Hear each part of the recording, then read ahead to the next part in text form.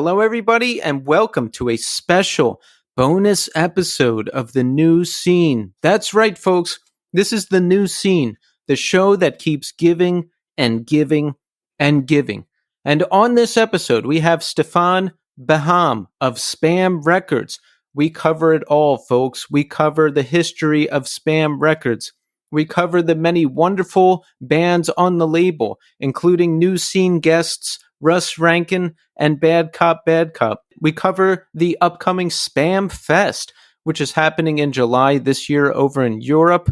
So you're going to want to check all of that out. It's a great discussion with Stefan, and that's coming up in just a moment. But folks, before we jump into it, a reminder to support the New Scene.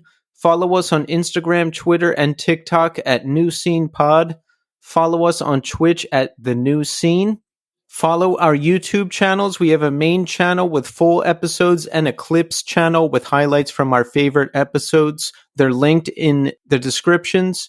And make sure you send in those 5-star ratings. Open up your Apple Podcast application or your Spotify application. Hit that 5-star button. If you write a nice review in Apple Podcasts, I'll read it on the show. Also, we have a shirt for sale in the Death Wish Inc. store. Head on over to the store, search The New Scene, and the shirt will pop right up. Your purchase of that shirt helps directly fund this podcast. And folks, also, please support Iodine Recordings. There's always a lot going on at Iodine. They've got an all-star roster of bands, classic bands, reissues, new bands, everything. They're doing it all. There's even more exciting stuff coming up that I can't even get into. Follow Iodine Recordings on Instagram at Iodine Recordings or check out the website at iodinerecords.com. All right, folks, so let's jump into it. We are now going to speak to Stefan Beham of SBÄM Records. Enjoy. All right, folks, we're here now with Stefan Beham. Stefan, welcome to the show. Hey, thanks for having me. Absolutely. It's great to have you here. And Stefan, how are you doing today? I'm fine, thank you. What's going on? What do you got going on? Pretty much we're totally busy with the label and the festival and everything else coming up. Yeah, pretty busy. Yeah. How many people run the label? We are now around 9 people. 9 people, yeah. 9 people. So you oversee the whole thing? Yeah, exactly. And folks, we're talking about SBÄM Records. This is Stefan's label, and we're going to get into more of that in a second. Stefan also does a SBÄM Fest, which has been going on for a little while. But Stefan, let's get to know you a little bit first. Where did you grow up? I grew up in Austria, in Upper Austria, in a small village, but then moved to Linz, which where I live now since 20 years, and where's the office located, and we're doing the SBÄM festival there now, yeah. Nice. So how was it growing up there? It was pretty cool because I grew up when punk rock blew up, when I was a teenager, it was pretty cool. We were all skateboarding and hanging out and going to punk rock shows, and yeah, that was pretty cool, yeah. Talk about your discovery of punk rock. What was the scene like in your town? It was pretty good because it was a time where Green Day and Offspring got famous, and I found out about NoFX back then and Lagwagon, and back then there were all these cool shows and all these cool festivals there, so it was a pretty good time to discover punk rock, and grew into the scene. Okay, so you're in your town, you're discovering punk rock, and you said NoFX and are big over there at the time? Yeah, all the US bands are big here. Not that big that it was in the 90s, but it's still pretty good. And yeah, that's some kind of my mission to make it big again with the SBÄM, with my label and all these young bands we're signing. And yeah, it's like a mission for me. Nice. So talk about some of your early show going experiences. How did you discover it? What bands did you see? How did you get hooked on the whole thing? When I think I was 12 years old, I was in the car with my brother. We were driving around, and he had this cool mixtape on his radio running, and it was NoFX. That was my first experience with punk rock.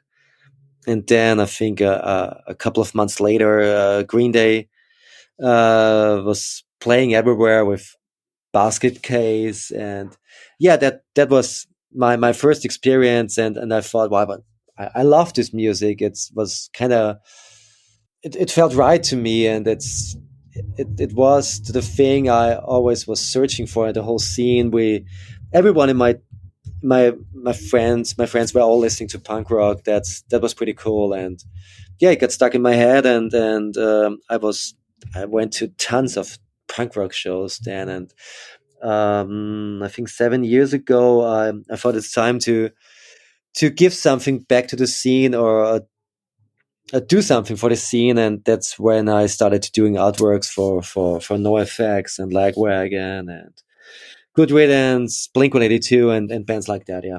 Yeah, that's interesting. Did you ever think you wanted to play the music? Like, did you ever want to be in a band? Yeah, this was my dream, but I'm so lazy playing instruments. I tried to play drums, and I tried to play guitar, and it was kind of cool at the beginning, but I always want something to be perfect at the moment I'm gonna start. So, but it wasn't so easy, so I quit, and yeah, that's one of my biggest regrets. Yeah, it's interesting because I talk to mostly musicians, but it's always interesting to talk to somebody who's involved in something else with punk rock, but besides the music. Because myself, I did bands. I've been in bands, but I never really committed to the lifestyle, or like really got out on the road with one of my bands. It was just mostly local stuff, and your entry point was graphic design, like you had just mentioned, right? That you started doing artwork for bands. Yeah, that was my entry to get the bands to know personally. Yeah, this was my entry to the scene. Yeah, So talk about how you got started. How did you learn? How did you start to do it?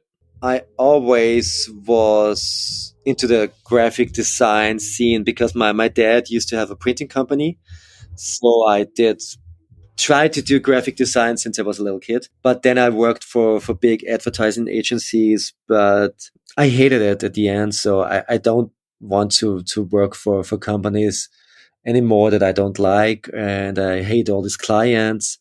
So one day I think I got home pretty drunk, and I looked up Facebook, and then was this posting from Joey Cape where he had this design competition for a shirt or tour poster for his solo acoustic tour through Australia. And then I just sent him my idea, and I he liked it, and I won the competition. So I had this contact of Joey, and then I sent him ideas for Bad Astronaut, for Me First and the Gimme Gimmes, and they all liked that stuff. And they used it for their tours and shirts. And then he invited me to a show in Amsterdam, and then I met some managers and tour booking agents, and this was the starting point. Then I drew all the day and sent artworks to all the bands. Most of them didn't get back to me, but I tried it again and again and again. I think I sent thousands of emails in the first year, and then Zebra had let me do their album artwork for Walk the Plank, and this helped me a lot to get more well known as a graphic artist in the scene. And then I met David Pollack from Destiny Tour Booking, who's booking NoFX, Lagwagon, Pennywise. And since that, I'm doing most of their artworks now for their bands, tour posters and stuff like that.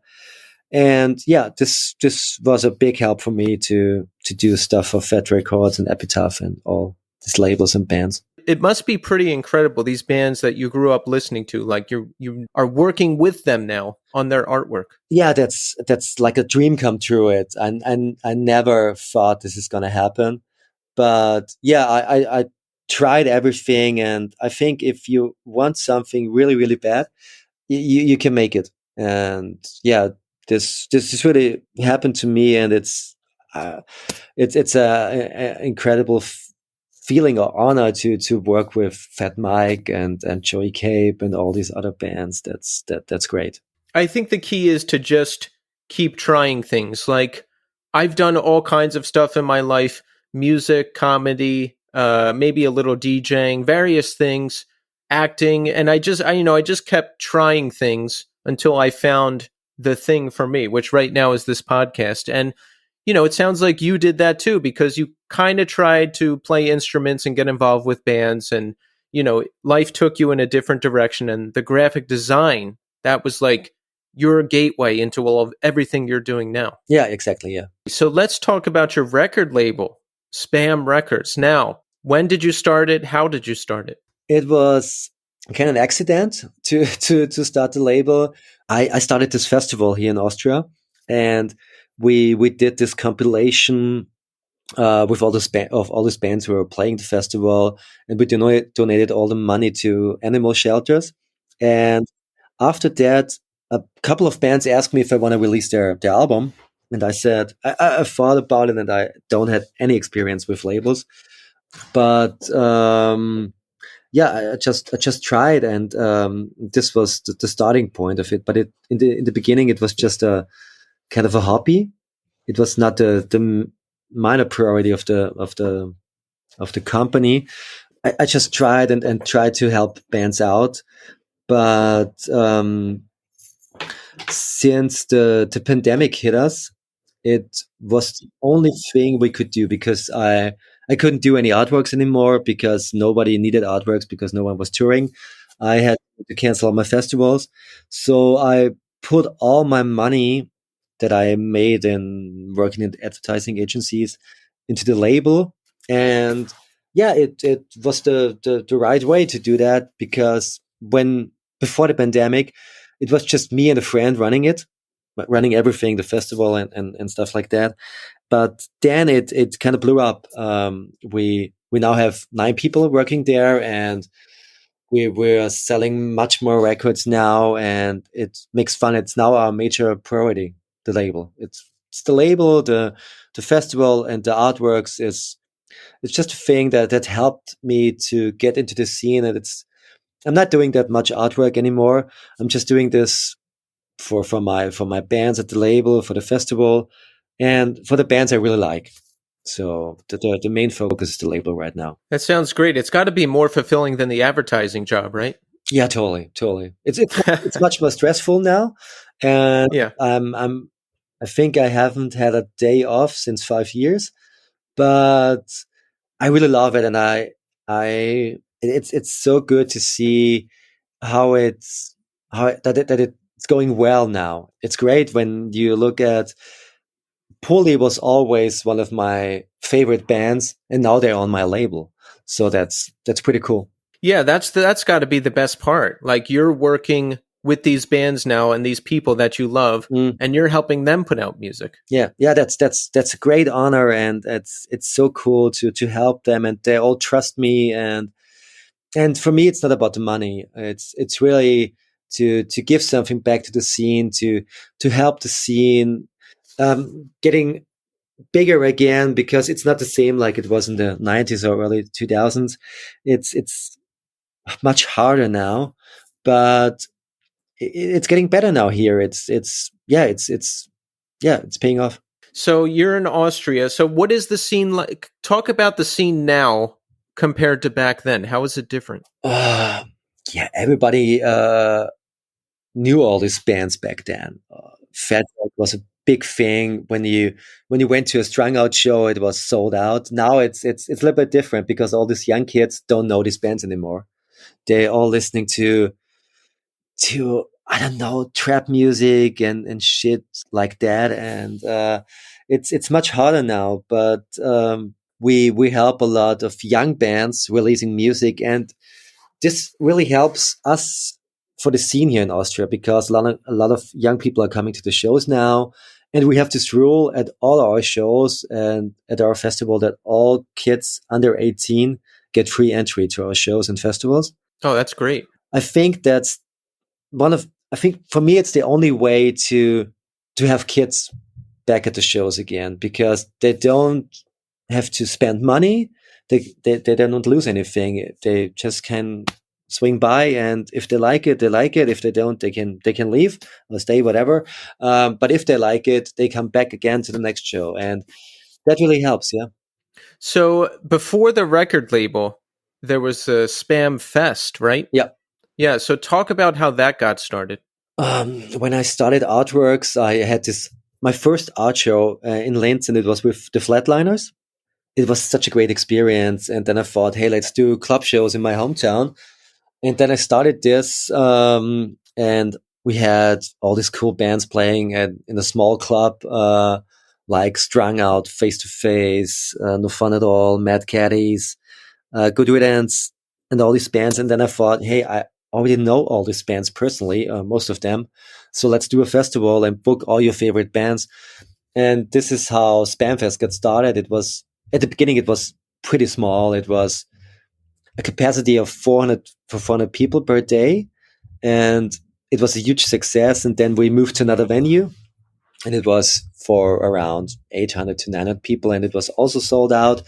So we did this for 2 or 3 years, and then we had this huge plan for 2020 where we moved to Linz with the festival and had this awesome lineup with Me First and the Gimme Gimmes, Frank Turner, Suicide Machines, the Vandals, Face to Face, and all these great acts. And yeah, then the pandemic came, and we had to postpone it to later this year. And then we had a different lineup. Then we had to postpone it again to 2021 with also another completely different lineup. It was like a fantasy festival league, Yeah. uh, and this was pretty hard because we put so much energy into it, and then we had to cancel it, I think, 4 times now. And we had 4 different tickets because it was at the beginning it was pretty small, so we had a cheaper ticket price. Then it was a bit more expensive because we had 2 days, and now we have these 4 tickets running, having for the new one. And yeah, it's a nightmare. But now we got this cool new festival, this cool new venue, and we're going to do it much bigger. So we thought about going all in after pandemic, and now the festival is planned for 14,000 people, so 7,000 people per day. And yeah, it's pretty cool because we have tons of side events. It's not just a music festival. We have art shows there. We have a mini ramp there. Steve Caballero is coming, and tons of other pro skaters. Yeah, we have 2 stages. Yeah, it's pretty cool with, I think, 32 bands, and the lineup is awesome. We have all these awesome bands playing there, like Dropkick Murphys, Millencolin, Descendants, Bouncing Souls, Wilhelm Scream, and tons of other bands. Yeah, and the cool thing about the festival is, and if you have a label, you can put your bands on the lineup. So we Yeah. have more than half of the bands from my label on the lineup. That's pretty cool. It's a huge chance for the bands, and yeah, it's cool. Yeah. So 7,000 people per day. That sounds like a pretty major undertaking. Talk about some of the work that goes into planning this, because there's a lot of fests out there. We've seen a lot come and go. We've seen some go well. We've seen some not go well. Talk about the work you put into it that makes it a success. I hope it's going to be a success because it's happening in July. But yeah, it's a nightmare right now dealing with everything, with all these restrictions. They're gone, and then they're coming back again. And yeah, you don't know what to expect. That's the problem. But we're pretty optimistic for July because right now almost all restrictions are gone. But the big problem we have to deal with is people are so scared going to shows and festivals, and they're also scared about spending money for tickets and then it's going to get canceled. So they afraid to don't get their money back, but they get our money back from us. So that's the big problems right now we have to deal with, and all these laws, and we have to deal with so many stuff right now that's horrible. Yeah, and for this year there are tons of festival because everybody wants to do a festival after the pandemic. That's hard, and that was also the reason why we went all in we just booked Dropkick Murphys, which is a major act for us because they're usually playing club shows here in front of 10,000 people. And it must be a ton of work. Like this thing has been delayed a number of times now. So you have to rebook new bands, you have to rebook vendors, I'm guessing, security. Do you have to rebook everything every time it gets delayed? Yeah, yeah, And that's got to be a ton of work, right? yeah, totally. And we also have to have tons of work with the label and all. We have to deal with the pressing plans because it's a nightmare right now with all these delays. And yeah, it's not a good time to have a record label or a festival. Yeah, I get, you must really love the work because the time you're putting into it, you're just in it. You keep doing it. Like I've been in bands, right? Like I said, "Oh, I want to play music and I'm in this band." But I don't even really like the band that much. I just want to be in a band. So I leave the band or the band breaks up and it's like, okay, I'm done. But you, Stefan, you're rescheduling this stuff. You're living it. You said you haven't had a day off in 5 years, which is crazy. So you must really love this. Yeah, it's everything I wanted ever, and I love the scene. I love the music. I can't live without punk rock music, and it's all I want to do. I don't want to do anything else. That's I want to build something, and I want to help bands. I want to see people having a good time at the festival and having good time at the shows. That's what I want. It's not like I said. It's not about the money. It's just about having a good time and helping bands or helping people. That's excellent.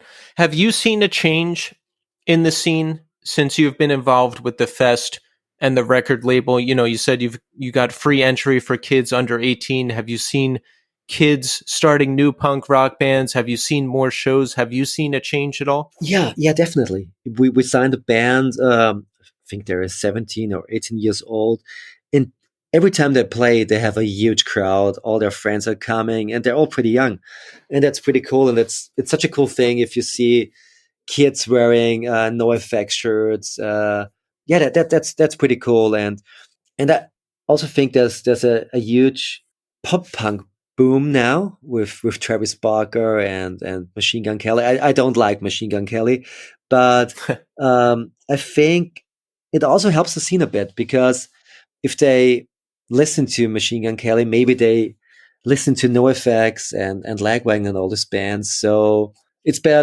than having any other music genre. Yeah, it could be a good thing because if kids are listening to Machine Gun Kelly, that could be a direct pipeline to Blink 182, and then that opens a ton of doors as far as pop punk bands go. Yeah, I see that every day. A lot of people listening to Machine Gun Kelly here and all these other bands, but they coming to the shows or we give them flyers and they're coming and they say, "Oh, that's much cooler than Machine Gun Kelly." Yeah, and yeah, that's a good thing. Yeah. So the fest is scheduled to happen Hmm. in July of this year, right? Exactly. Yeah. And you said COVID restrictions are lifted over there now. Yeah, and I'm pretty sure they're gone in May or maybe end of April. Yeah. So when it gets warmer, everything is halfway back to normal. Yeah, the restrictions are getting lifted over here in New York City too. I don't think the mask mandate is a thing anymore, and I don't know. I still wear a mask basically whenever I feel like I need to. Like if I'm on the subway or close quarters, if I'm at a show, I'll still wear it. But I don't know. I'm looking forward to things returning to some sense of normal, however they can, and I'm sure you are too. Yeah, yeah, totally. We currently at a club in Linz, and we have a show tonight, and it's completely sold out. It's a small club, but we sold out in 3 days. So that's Oh cool, wow! yeah.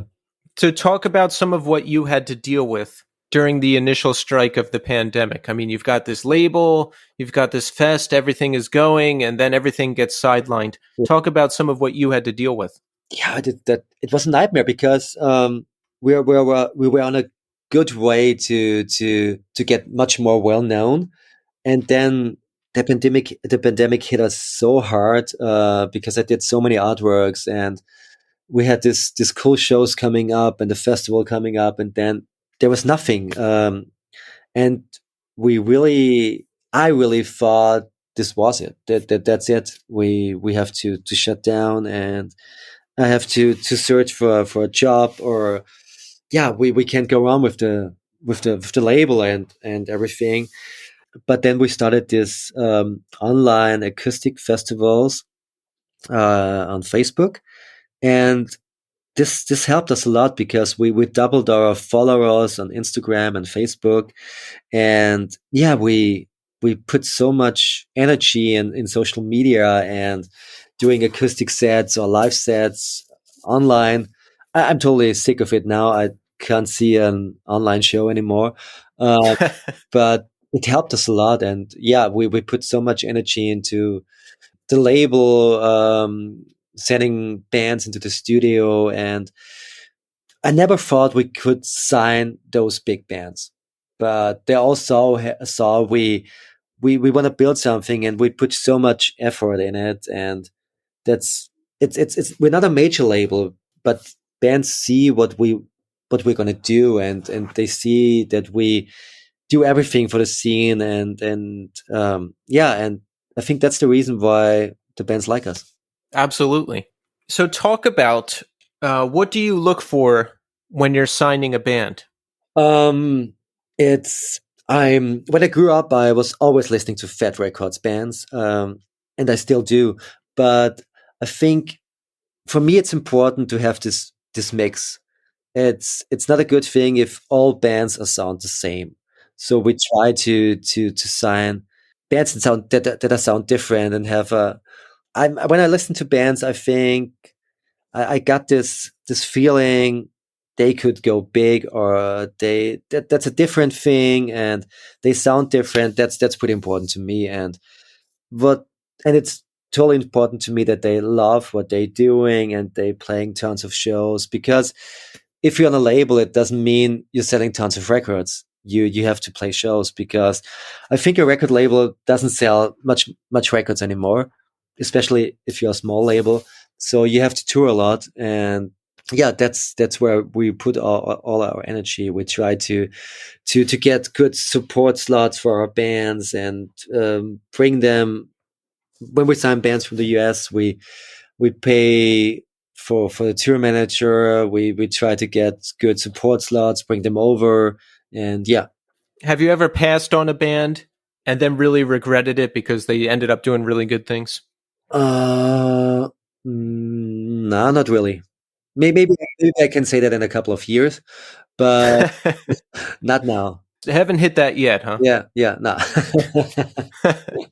Ask me again in 3 years. How does the arts work over there in Austria? I've talked to bands over here, and they say it's different in Europe. That the government, supports the arts more, and there's even funding that can come from touring and all of that type of thing. Do you have any of that over there? No, no, not me. Maybe some bands have it, but it's it's uh it's a pain in the ass to deal with the government, because we always try to get fundings and stuff like that, and they always say, "Nah, it doesn't fit in there." It's yeah, it's hard. Maybe Germany is much better for that, but Austria is pretty difficult to get all these fundings. What's a record that you've worked on recently that you're really proud of? We just put out the new album from the Von Tramps. It's a band from Minnesota. I really love them. They're great, and they're awesome live band. It's amazing. And we just finished. We put out the debut record of the Venomous Pinks. They're an awesome band, and I can't wait to release it. That's a thing that I'm really proud of, to have them on my label. And also the new Pulley album. It's coming out on May 13. It's an awesome record. It's I can't wait to release it. And yeah, we're working on so much new stuff, like a very famous band from Europe. It's called No Fun at All. They're from Sweden. We're gonna put out their record in October. Yeah, and we're working on signing tons of bands right now. Yeah, we're talking to a lot of bands. So it sounds like there's a lot going on, which is good, right? Yeah, I think we have this label since officially since 2018, and since that we put out hundreds records. So that's 100 bands. Now, you said you haven't had a day off in 5 years. Yeah. So, how do you keep from going crazy?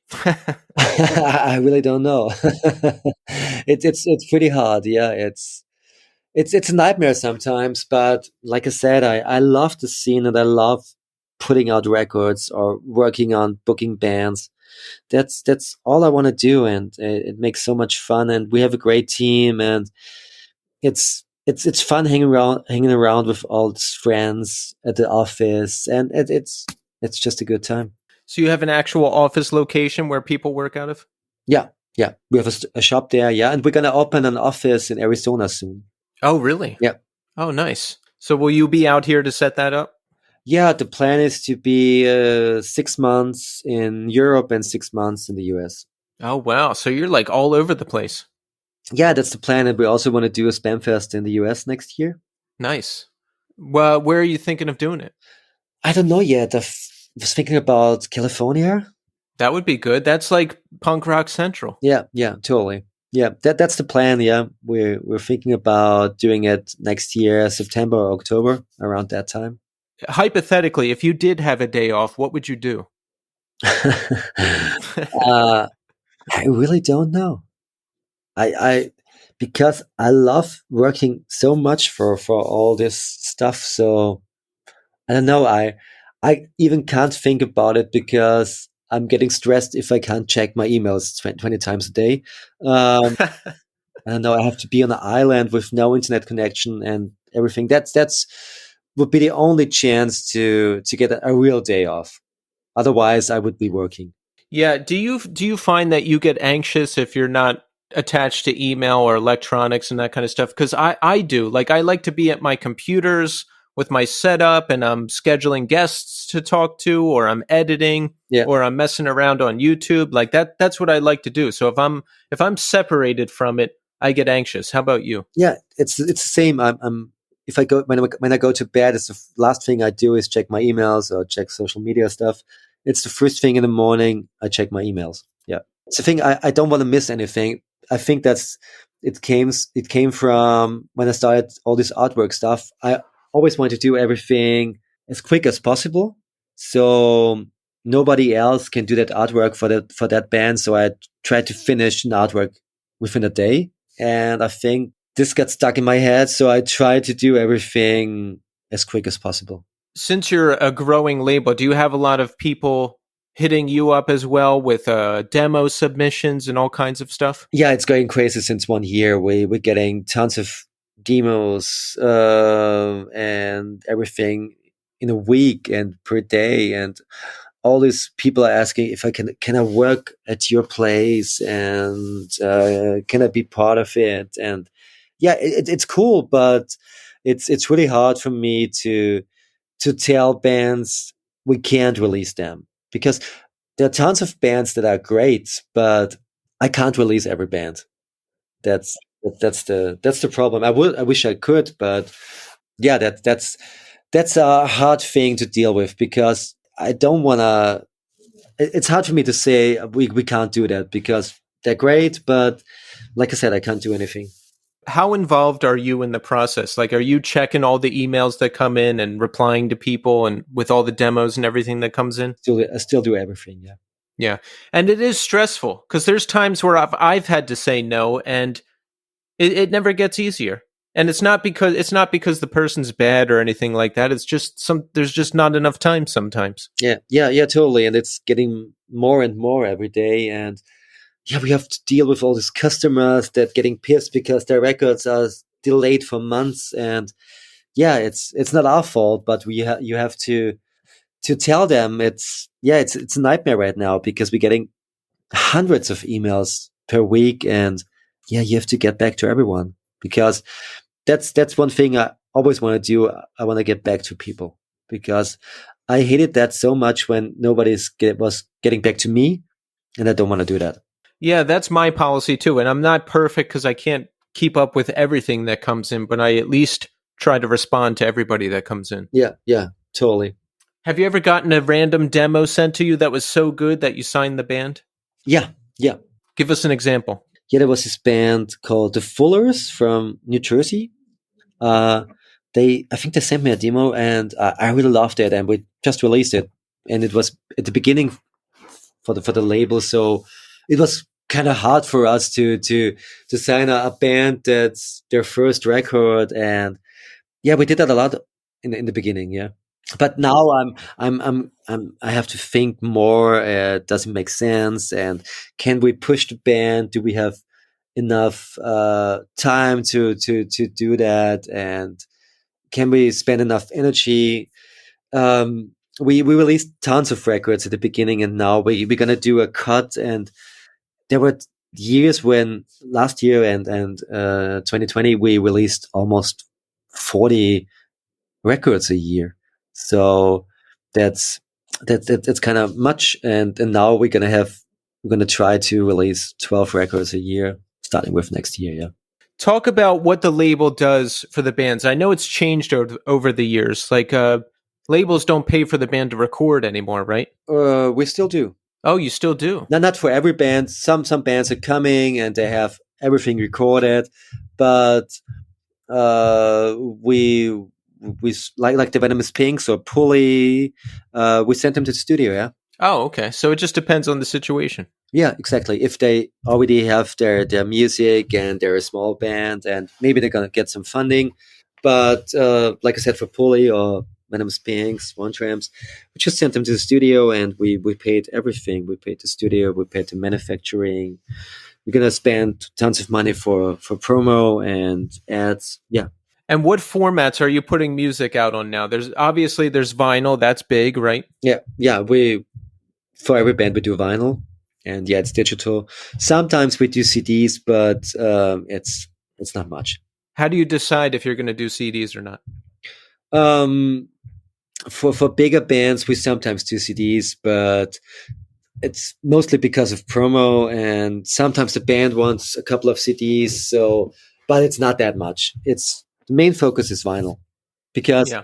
it's for me. It's hard to listen to CDs because I don't have a CD player at home.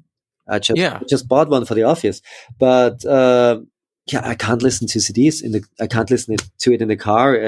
I can't listen to vinyl either in the car. But uh, yeah, CDs is yeah, a vinyl sounds much better. Any cassettes? Do you sell any cassettes? Just started this for we're gonna have cassettes for the new Pulley album. Yeah, Is that a good market? Do people buy those? hopefully it's the first time we're gonna do this, but it's much more. I think it's more a collector's item. I don't think people will listen to the cassettes, but like I said, it's a collector's item, like the skateboards we're gonna do. Oh, nice. Who are you doing skateboards for? We did that for Pulley. We did that for Bad Cop, Bad Cop. We did that for Get Dead.